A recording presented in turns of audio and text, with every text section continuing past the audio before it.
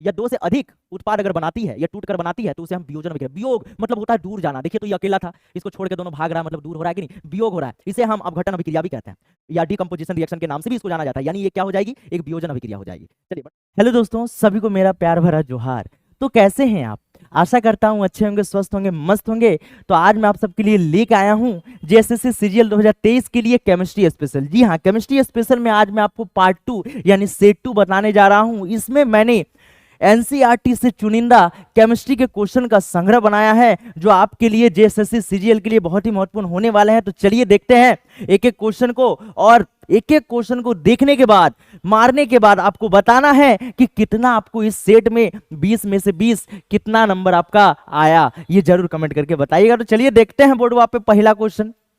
तो पहला क्वेश्चन ये रहा आपके सामने, क्या कहता है, हीलियम कैसा तत्व है। देखिए हीलियम के बारे में, हीलियम किस में आता है भाई, पीरियोडिक टेबल में आता है। ये आपका क्लास 10th के 5वां चैप्टर केमिस्ट्री का तत्वों का आवर्त वर्गीकरण से लिया गया है। इसमें मैंने पूछा है कि भाई ये जो हीलियम है, हीलियम किस प्रकार का तत्व है। तत्वों को कितने भागों में बांटा गया है प्यारे, 3 भागों में बांटा गया है, धातु, अधातु और बीच वाला जिसको हम लोग कहते हैं उपधातु। यानी इंग्लिश में बोला जाए तो मेटल, नॉन मेटल और मेटलॉइड्स के बारे में पूछा गया है। और ये जो तत्व होते हैं ये 2 तरह के होते हैं।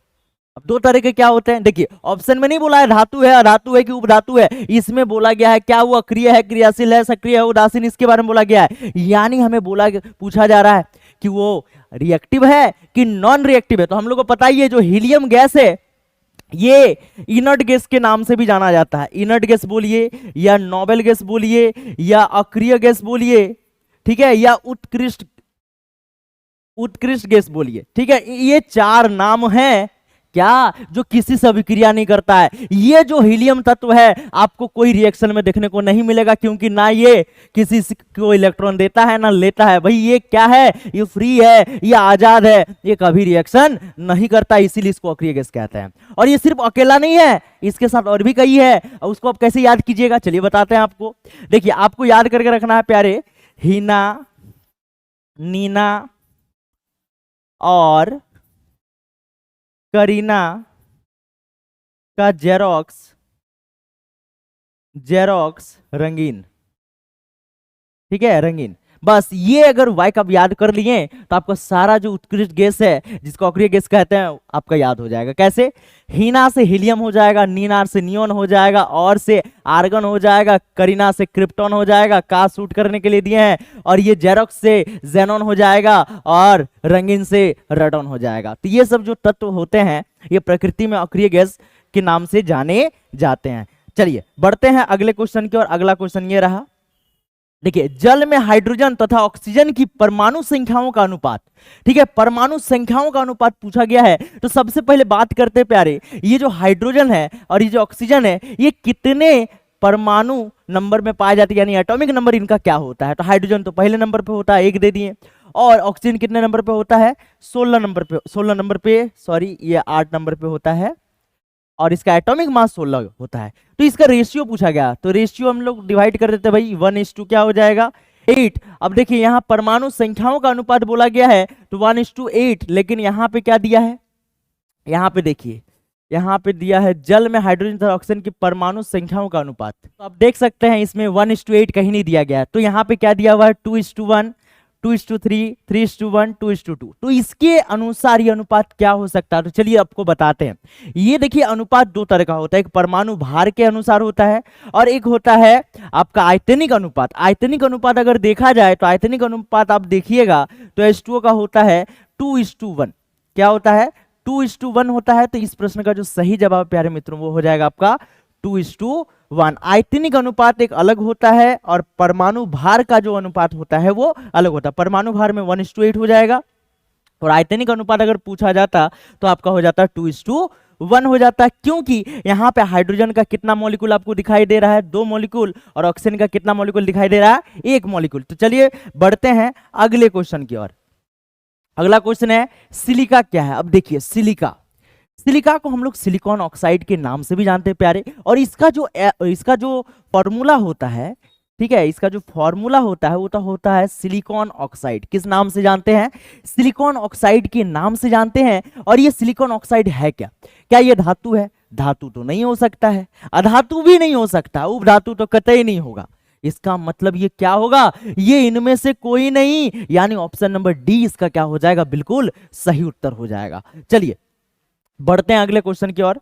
अगला क्वेश्चन है OH, ठीक है, का क्रियाशील मूलक क्या है, यानी ये एक फंक्शनल ग्रुप है और ये पूछा जा रहा है ये फंक्शनल ग्रुप किसका है, क्या ये कीटोन का है, क्या ये एल्डिहाइड का है, कि अल्कोहल का है, कि इनमें से कोई नहीं है। तो अब मैं आपको बता दूं कि ये कीटोन जो है, कीटोन में CO होता है और इसका अगर देखा जाए स्ट्रक्चर कुछ इस तरह का होता है। इसको आप ऐसे भी लिख सकते हैं, सी के साथ ऑक्सीजन डबल बॉन्ड और इधर एक एक बॉन्ड छोड़ता है, और ये छोड़ता है किसके लिए, ये छोड़ता है कार्बन के लिए, क्योंकि कीटोन का जो मिनिमम होता है या फर्स्ट ग्रुप अगर हम बोल सकते हैं कीटोन का, तो वो 3 कार्बन से स्टार्ट होता है। 3 कार्बन होगा तभी इसका बीच वाला होगा। तो 3 कार्बन से क्या होता है, 3 कार्बन से होता है प्रोपेनोन। तो प्रोपेनॉन से ये स्टार्ट होता है, इसके बाद से ये बढ़ता चले जाता है, प्रोपेनॉन, ब्यूटेनॉन, पेंटेनॉन, इसके बाद वो बढ़ता चला जाता है हेक्सेनॉन, हेप्टेनॉन, ऑक्टेनॉन, नोनेनॉन, डेकेनॉन, ठीक है। और एल्डिहाइड का बात करते हैं तो एल्डिहाइड में होता है प्यारे CHO, और इसका स्ट्रक्चर आप देखिएगा तो स्ट्रक्चर इसका होता है ऑक्सीजन के साथ डबल बॉन्ड और एक वो इधर से हाइड्रोजन को लटका देगा और इधर एक बॉन्ड छोड़ेगा किसके लिए, कार्बन के लिए, ठीक है। इसके बाद अल्कोहल का अगर बात करते हैं तो अल्कोहल ही हो जाएगा इस प्रश्न का सही उत्तर, क्योंकि इसमें क्या होता है OH, और इसका फंक्शनल ग्रुप अगर देखिएगा तो उसके पास डबल बॉन्ड होता है, एक बॉन्ड देगा ये हाइड्रोजन को और एक बॉन्ड किसके लिए रखता है, कार्बन के लिए। यानी इस प्रश्न का जो सही उत्तर है वो आपका क्या हो जाएगा, अल्कोहल हो जाएगा। तो चलिए बढ़ते हैं अगले क्वेश्चन की ओर। अगला क्वेश्चन है प्रकृति में ऑक्सीजन का संतुलन कैसे बना रहता है।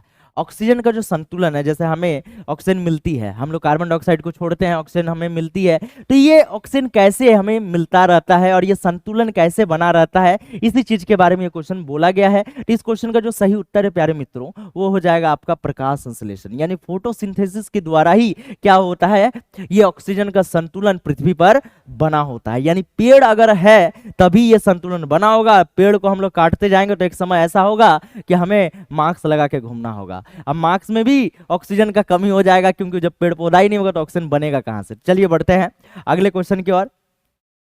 अगला क्वेश्चन है कोई विलयन लाल लिटमस को नीला कर देता है, उसका पीएच मान क्या होगा। अब देखिए पीएच क्या होता है, ठीक है, पुषांश ऑफ हाइड्रोजन, ठीक है। अब देखो यहाँ पे पावर ऑफ हाइड्रोजन, यानी हाइड्रोजन आयन को प्रदर्शित करने के लिए एक स्केल बनाया गया है जिसे हम पीएच स्केल कहते हैं। ये एक तरह का इंडिकेटर होता है जिसे हम सूचक के नाम से जानते हैं, और ये सूचक जो होता है सार्वभौमिक सूचक, या इसको यूनिवर्सल इंडिकेटर कहते हैं, क्योंकि ये अम्ल के बारे में भी बतलाता है, क्षारक के बारे में भी बतलाता है, अब कौन ये दोनों नहीं है यानी उदासीन कौन है उसको भी ये प्रदर्शित करता है। तो इस स्केल से हमें बोला गया है कि बताइए अगर कोई लाल लिटमस विलयन को नीला कर देता है तो वो क्या होगा, तो वो तो क्षारक होगा, लेकिन उसका पीएच मान क्या होगा, पीएच मान पूछा गया। ये स्केल जो होता है प्यारे, ये स्केल आपका 0 से शुरू होता है और 14 में खत्म हो जाता है और बीच में होता है 7।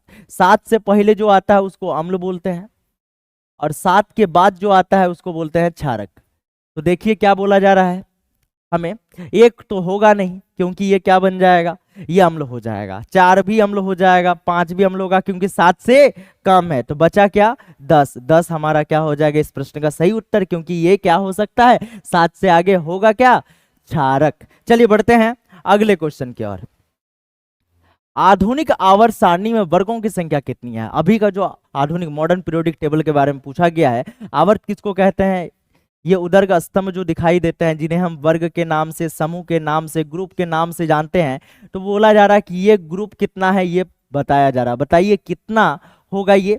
तो ये ग्रुप जो है आधुनिक आवर्त सारणी में 18 है, और अगर आवर्त यानी पीरियड अगर पूछा जाता तो पीरियड होता है 7। तो यानी इस प्रश्न का जो सही उत्तर है प्यारे दोस्त वो हो जाएगा क्या, 18 हो जाएगा। चलिए बढ़ते हैं अगले क्वेश्चन की ओर। और ये भी क्वेश्चन पूछा जा सकता है इससे कि आधुनिक आवर्त सारणी के खोजकर्ता कौन है। ठीक है, तो आधुनिक आवर्त सारणी के खोजकर्ता ये जिन्होंने ये इसे बनाया है उनका नाम है मोसले। चलिए बढ़ते हैं अगले क्वेश्चन की ओर। अगला क्वेश्चन है अभिक्रिया मूलक यानी CHO। देखिए फिर से आ गया, अभी आपको मैंने बताया ये CHO क्या होता है। CHO तो एल्डिहाइड होता है भाई, क्या कि अल्कोहल का क्या होता है, अल्कोहल का OH होता है, कीटोन का CO होता है। चलिए बढ़ते हैं अगले क्वेश्चन की ओर। निम्नलिखित में से कौन जैव मात्रा ऊर्जा स्रोत का उदाहरण नहीं है। जीव मात्रा बोले तो जीव का अवशेष से बना जो है उसे जीव मात्रा के नाम से जाना जाता है, और जीव का अवशेष से जो नहीं बना होता है उसको हम लोग अजीव मात्रा कहते हैं। तो देखिए, तो लकड़ी तो जीव मात्रा में आ जाएगी, गोबर गैस भी जीव मात्रा में आ जाएगी, कोयला भी जीव मात्रा में आ जाएगी, क्योंकि इसके अंदर जीव का अवशेष है, पेड़ पौधा का अवशेष है। लेकिन क्या नाभिकीय ऊर्जा ये जीव मात्रा कहलाएगी? नहीं कहलाएगी। यानी इस प्रश्न का जो सही उत्तर है प्यारे दोस्त वो हो जाएगा क्या? नाभिकीय ऊर्जा हो जाएगा, क्योंकि ये यूरेनियम से बनता है। ठीक है, यूरेनियम जो एक रेडियो धर्मी तत्व है, रेडियो धर्मी तत्व है, यानी रेडियो एक्टिव एलिमेंट है, बहुत ही खतरनाक एलिमेंट होता है, इसके पास ऊर्जा बहुत ज्यादा होता है। तो चलिए बढ़ते हैं अगले। और इसी जो एलिमेंट है यूरेनियम, इसी से क्या होता है, एटम बम वगैरह बनाया जाता है। न्यूक्लियर जो प्लांट होता है जिससे एनर्जी हमें मिलती है वो सब यूरेनियम के थ्रू ही बनाया जाता है। तो चलिए बढ़ते हैं अगले क्वेश्चन की ओर। और यूरेनियम से रिलेटेड एक क्वेश्चन ये भी पूछा जा सकता है, ये पूछा जा सकता है, बताइए झारखंड किस लिए फेमस है? झारखंड में यूरेनियम नहीं लेकिन एक रेडियो एक्टिव तत्व यहाँ पे पाया जाता है जिसे हम थोरियम कहते हैं। ठीक है, चलिए बढ़ते हैं अगले क्वेश्चन की ओर। कोई तत्व ऑक्सीजन के साथ अभिक्रिया कर उच्च गलनांक वाला यौगिक निर्मित करती है, ये यौगिक जल में विलय है, ये तत्व हो सकता है। देखिए भाई, ऑक्सीजन के साथ अभिक्रिया करता है और उच्च गलनांक वाला यौगिक बनाता है जो जल में क्या हो जाता है, घुल जाता है। विलय का मतलब क्या होता है, जल में घुलना। ठीक है, तो चलिए भाई देखते हैं। विलय को हम लोग सॉल्यूट भी बोलते हैं। क्या कैल्शियम होगा, क्या कार्बन होगा, कि सिलिकॉन होगा, कि फेरस यानी एल्यूमिनियम होगा? तो इस प्रश्न का जो सही उत्तर है प्यारे दोस्तों हो जाएगा कैल्शियम। कैल्शियम जो होता है वो जल में घुलनशील होता है, जिसके कारण क्या होता है, कठोरता भी आ जाती है पानी में। आपको हम बताए थे कार्बन वाले चैप्टर में कि कैल्शियम के बाइकार्बोनेट और मैग्नीशियम के बाइकार्बोनेट जब ये पानी में घुले होते हैं तो जल को कठोर बना देते हैं। तो जल को कठोर बना देते हैं, तो कठोरता को दूर करने के लिए हम लोग क्या करते हैं, बहुत सारा एक्सपेरिमेंट करते हैं। खासकर अगर कठोर जल में हो, अगर हम साबुन का इस्तेमाल करते हैं तो झाग नहीं देता, तब हमें डिटर्जेंट का प्रयोग यानी अपमार्जक का प्रयोग करना पड़ता है। तो चलिए बढ़ते हैं अगले क्वेश्चन की ओर। अगला क्वेश्चन है, एथेन का आणविक सूत्र C2H6 है, इसमें 6 सहसंयोजक बंध है, कि 7 सहसंयोजक बंध है, कि 8 सहसंयोजक बंध है, कि 9 सहसंयोजक? ये क्वेश्चन बहुत ही इंपॉर्टेंट क्वेश्चन है, बहुत बार एग्जाम में ये पूछा गया है। देखिए, सहसंयोजक आबंध का अर्थ होता है कोवलेंट बॉन्ड। कोवलेंट बॉन्ड क्या होता है, तो सबसे पहले इसका हमें स्ट्रक्चर बनाना होगा। स्ट्रक्चर बना लेंगे तो हम कह सकते हैं इसके अंदर कितने आबंध आ सकते हैं। तो स्ट्रक्चर बनाते हैं प्यारे दोस्तों। देखिए, कार्बन कितने हैं, 2, तो 2 कार्बन आपको लेना है, बीच में सिंगल बॉन्ड देना। बोलिएगा सर सिंगल बॉन्ड क्यों देंगे, डबल बॉन्ड क्यों नहीं देंगे, ट्रिपल बॉन्ड क्यों नहीं देंगे?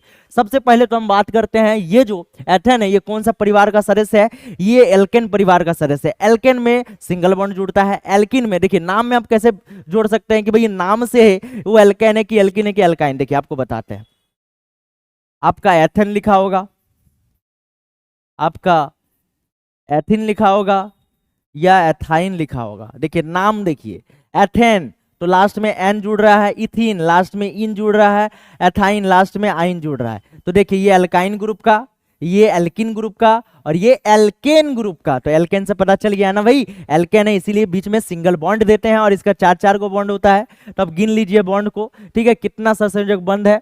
तो भाई 1 बॉन्ड, 2, 3, 4, 5, 6, 7, टोटल कितना आबंध हो गया, 7 आबंध हो गया। यानी इस प्रश्न का सही उत्तर हो जाएगा ऑप्शन नंबर बी, 7 सहसंयोजक आबंध। चलिए, ये सहसंयोजक आबंध क्या होते हैं, जो साझेदारी द्वारा हम भी इलेक्ट्रॉन देंगे वो भी इलेक्ट्रॉन देगा, दोनों साइड बात बराबरी का होगा, तो उस समय उसको कहते हैं हम सहसंयोजक आबंध, जिसको कोवलेंट बॉन्ड के नाम से जाना जाता है। सहसंयोजक आबंध भी इसको हम लोग कहते हैं। और जिसमें सिर्फ हम उसको देंगे, लेंगे नहीं, या ये सिर्फ हमको देगा हम लेंगे नहीं, सिर्फ दिया दी या लिया ली होगा, तो उसको हम लोग कहते हैं आयोनिक बॉन्ड यानी आयनिक बंधन कहते हैं। तो चलिए बढ़ते हैं अगले क्वेश्चन की ओर। नाभिक की ऊर्जा प्राप्त करने हेतु आवश्यक है क्या, हीलियम है कि क्रोमियम है कि यूरेनियम है कि एल्यूमिनियम? देखिए अभी आपको बताया नाभिक की ऊर्जा के बारे में, यूरेनियम ज्यादा इंपॉर्टेंट होता है, ठीक है। चलिए बढ़ते हैं अगले क्वेश्चन की ओर।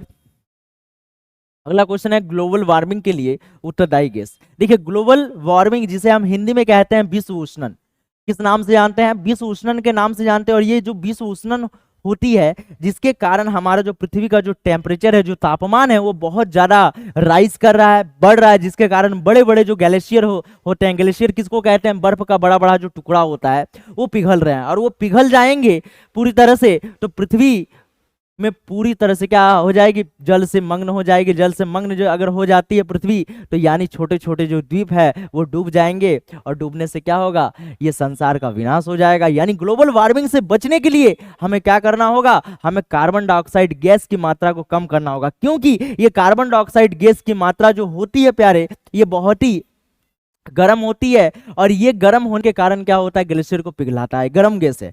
आप इसका एक्सपेरिमेंट भी कर सकते हैं, प्रैक्टिकल। देखिए, मुंह में सांस को भरिए और अचानक मुंह को बड़ा करके सांस को बाहर निकालिएगा, देखिएगा गर्म हवा निकलेगा। और हम लोग छोड़ते हैं क्या, कार्बन डाइऑक्साइड छोड़ते हैं। चलिए बढ़ते हैं अगले क्वेश्चन की ओर। लिटमस विलियन बैगनी रंजक होता है जो निम्न में से किससे निकाला जाता है। लिटमस जो विलियन है वो बैगनी रंजक होता है जो निम्न में से किससे निकाला जाता है, ये पूछा गया है। क्या लाइकन पौधे से, क्या लाल पत्ता गोभी से, क्या हल्दी से, कि पेंटोनिया फूल। ये जो दिया है ऑप्शन, ये सबको हम सूचक के नाम से ही जानते हैं। ये अम्ल और क्षारक के बीच के अंतर को बतलाता है, लेकिन इसमें हमें बोला गया है लिटमस के बारे में। ये जो लिटमस पेपर होते हैं, ये दो तरह के होते हैं, लाल लिटमस पेपर और नीला लिटमस पेपर। तो ये पूछा जा रहा है ये पेपर किससे बनाया जाता है, तो ये बनाया जाता है लाइकेन पौधे से, ठीक है, जिसे लीचेन भी कभी कभी हम लोग कहते हैं। चलिए बढ़ते हैं अगले क्वेश्चन की ओर।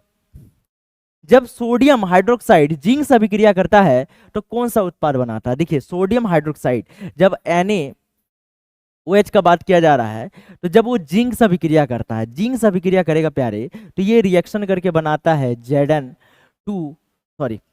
Na2 और O2 बनाता है, प्लस H2 को निकाल देता है। यानी यहाँ पे हमें रिएक्शन को करना होगा, तो 2Na हो जाएगा, ऑक्सीजन यहाँ से 2 हो जाएगा, तो बच क्या जाएगा, H2 बच जाएगा। और इसको कहते हैं हम सोडियम जिंकेट। क्या बोलते हैं, इसको कहते हैं सोडियम जिंकेट, कहते हैं सोडियम जिंकेट। चलिए, तो यानी ऑप्शन नंबर डी हो जाएगा इस प्रश्न का सही उत्तर। तो चलिए बढ़ते हैं अगले क्वेश्चन की ओर।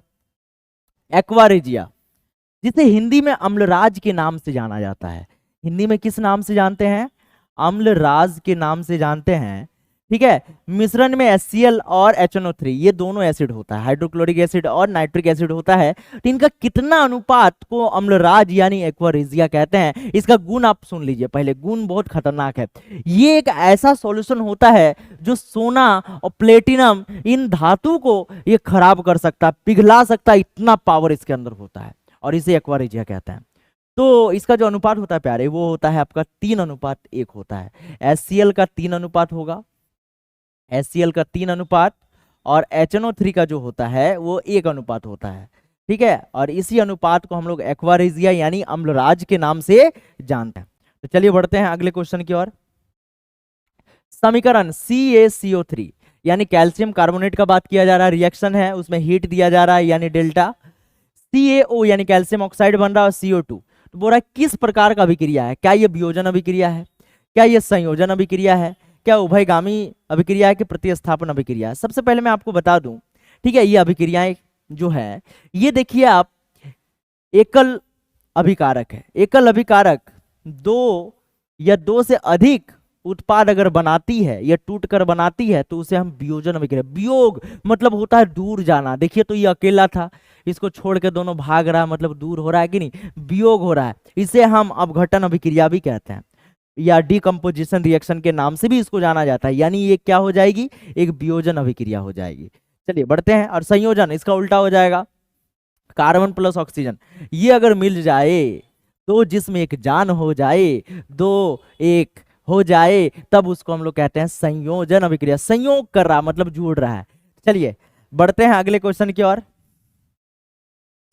साग सब्जियों को विघटित होकर कंपोस्ट बनना किस अभिक्रिया का उदाहरण है। क्या वो ऊष्माशोषी अभिक्रिया है, क्या वो ऊष्माक्षेपी अभिक्रिया है, क्या उभयगामी की प्रतिस्थापन। देखिए, सबसे पहले तो आपको बताते हैं ना, अभी उभयगामी होगा ना प्रतिस्थापन। आप फंसिएगा कहां पर, या तो ऊष्माशोषी या तो ऊष्माक्षेपी, इन दोनों में फंस जाइएगा।